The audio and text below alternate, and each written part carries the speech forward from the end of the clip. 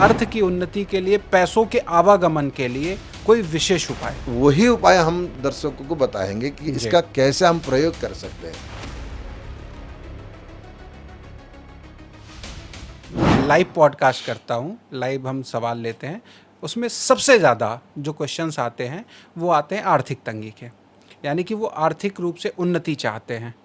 तो अर्थ की उन्नति के लिए, पैसों के आवागमन के लिए कोई विशेष उपाय? देखो, उपाय तो मैं कई बार लाइव प्रोग्राम में चर्चा किया, लेकिन इस बार मैं एक रिकॉर्डिंग प्रोग्राम में भी वही उपाय बता देता हूँ। ये बहुत विशेष उपाय है और इसका कारण क्या है। ठीक है। आर्थिक तंगी का मूल कारण क्या आप समझते हैं? व्यक्ति के पास पैसा की कमी क्यों?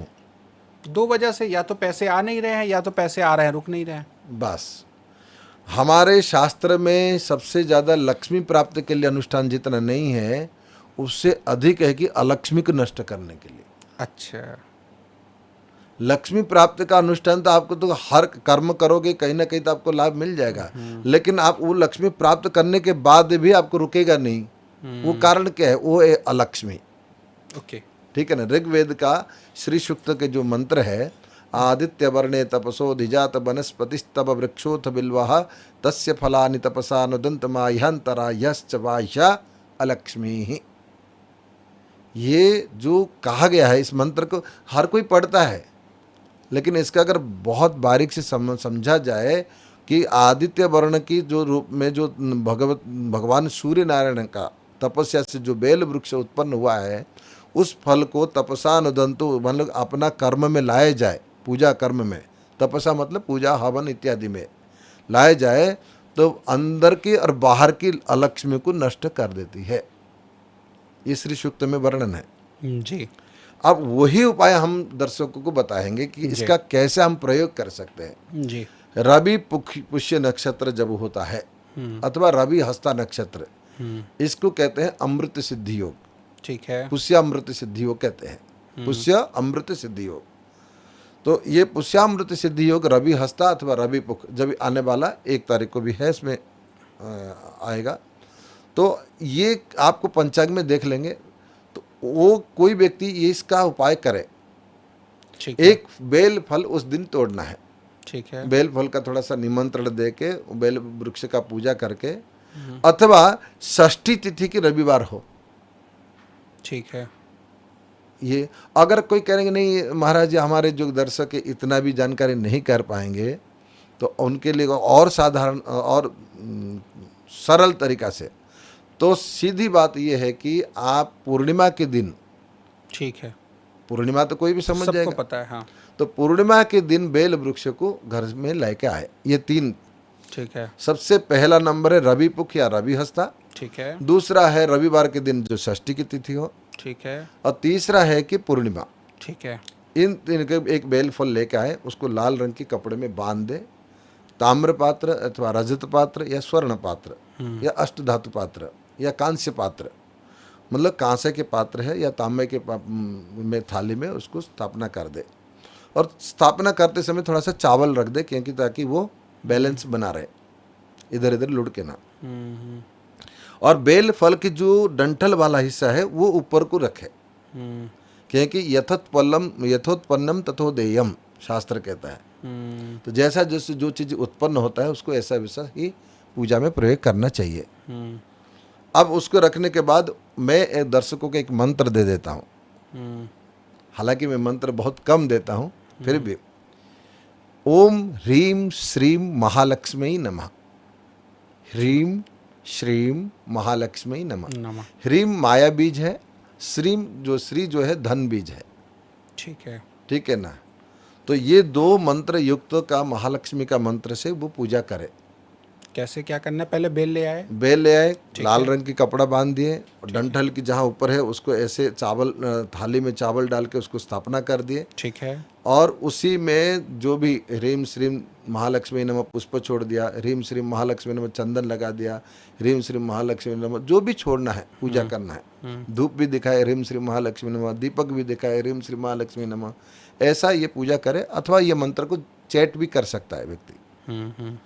फिर इसके बाद वो 21 दिन लगातार करे। उस दिन से 21 दिन तक हाँ, कई उस दिन से कोई 21 विशेष टाइम भी निर्धारित है? अगर ये हमने बोला ना, फिर भी अब मैं बोला या तो रविवार के दिन ही करे, नहीं, या रविवार, ये जो आपने 3 बताए, उस तिथि में कोई विशेष समय? समय ये कि संध्या कालीन में, संध्याकालीन है ना। संध्या कालीन जो हमारा धर्मशास्त्र ये कहता है कि देवताओं का आगमन समय होता है, अच्छा। इसलिए संध्या कालीन में जो दीपक लगाते हैं कि भगवान उस प्रकाश को देख के हमारे घर आए, ये संध्या कालीन का नियम है। या तो ब्रह्म मुहूर्त में आजकल कोई नहीं कर पाएगा, क्योंकि ब्रह्म मुहूर्त बहुत कम लोगों को नसीब होता है। तो ये समय को चुन ले, उस समय में ये ठीक है, कंटिन्यू पूजा करे। ठीक है। तो इससे अवधेश क्या होगा जी, 21 दिन में? 21 दिन के अंदर में उसकी सारे रास्ता खुल जाएंगे, कहीं ना कहीं धन का आगमन और जो धन का विनाश का जो प्रक्रिया चल रहा हो वो रुक जाएगा। सबसे पहले कि उसकी अलक्ष्मी नष्ट हो जाएगी। अलक्ष्मी मतलब दारिद्रता, शॉर्टेज होना। धन आता है व्यक्ति के पास, फिर भी वो शॉर्टेज समझता है। सभी को कमी रहती है। कमी सभी को रहती है। और हमारा ये जो उपाय है कोई टोटका नहीं है, नहीं, शुद्ध मंत्र से युक्त और क्रिया से युक्त उपाय है। और ऋग्वेद का है, आपने ऋग्वेद का है। और बेल फल को आजकल आप अवधेश जी श्रीफल शब्द नारियल को बोल देते हैं, जबकि संस्कृत में श्रीफल का मतलब है बेल फल। अच्छा। नारियल को संस्कृत में कहा ही नहीं गया है। हमने एक बार पूर्णाहुति कर रहे थे, हाँ। तो पूर्णाहुति करते समय उन्होंने कहा कि एक श्रीफल लेके आओ, पूर्णाहुति करना है। और मेरे पास बेल फल था, आप ले गए? हम ले गए गुरुजी के पास। तो गुरुजी ये है, हाँ, गुरुजी ने हाँ ठीक है, कोई बात नहीं, एक नारियल भी ले आओ। गुरुजी ने उस समय बोले ये नहीं कि तुम ये क्यों लेके आए, उन्होंने जो बोला हम लेके गए। तो बाद में उन्होंने कहा कि श्रीफल मतलब आपने कहा वो नारियल लाना चाहिए था, उन्होंने नहीं, श्रीफल मतलब बेल फल है। श्री वृक्ष बेल वृक्ष को ही कहा गया है जी। आजकल हमारे घर हिंदुस्तान में, हिंदुओं के घर में वो एक अंग्रेजी पेड़ आ गए, घर घर में रहने लगे। वो कौन सा क्या कि मनी प्लांट, मैंने तो देखा नहीं कभी मनी फलते हुए उसमें, है ना। आप ये बताइए, कोई वृक्ष सूर्य चंद्र की बिना होता हो, वो वृक्ष क्या अमृतदायी नहीं हो सकता है? आपकी फसल जो उगती है बिना चंद्रमा से फसल नहीं होगी, बिना सूर्य से फसल नहीं होगी।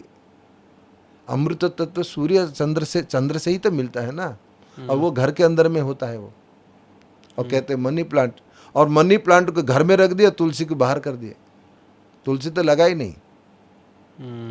और जो श्री वृक्ष है तो वो तो कभी सोचा ही नहीं उसके बारे में।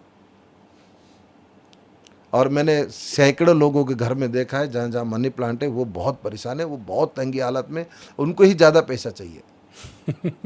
इसीलिए तो लगा रखा है मनी प्लांट। हाँ, क्योंकि वो दिखा रहा है कि हाँ उनको ज़्यादा इच्छा है। ये एक नेगेटिव वृक्ष है उसको। अच्छा, आप कह रहे हैं मनी प्लांट नेगेटिव नेगेटिव वृक्ष है। आप बताइए, जो सूर्य बिना सूर्य चंद्र से जो पेड़ उगता हो, हमारा धर्मशास्त्र ऐसा कौन सा वृक्ष है आप लिखा लीजिएगा जो आपको फल देने वाला। अच्छा, कह रहे थे ऑक्सीजन मिलता है, ऑक्सीजन कैसे मिल जाएगा? तो मतलब फिर तो आपके हिसाब से जो भी हमारे इंडोर प्लांट्स हैं नहीं, जो भी नहीं है, हाँ, जो भी नहीं है, उस वृक्ष को मनी प्लांट की तरफ से एक बनाया दिया गया है। और मनी प्लांट बेच के मनी प्लांट बेच के मनी तो कमा लिए, लेकिन जो रखे हैं वो बर्बाद हो गए। उनके लिए तो मनी प्लांट है, हाँ, जो बेच रहे हैं, जो खरीद रहे हैं उनके लिए उनके लिए कुछ नहीं है। वो तो एक आर्टिफिशियल जैसा सोवर प्लांट्स। श्री वृक्ष को आप घर में स्थापना करिए तो आपके कभी श्री की कमी नहीं होगी। श्री धन का बीज मंत्र है, जी, तंत्र में कहा गया है। जी। रिव्यू देखने के लिए आस्तिक मीडिया के YouTube चैनल पर जाएं।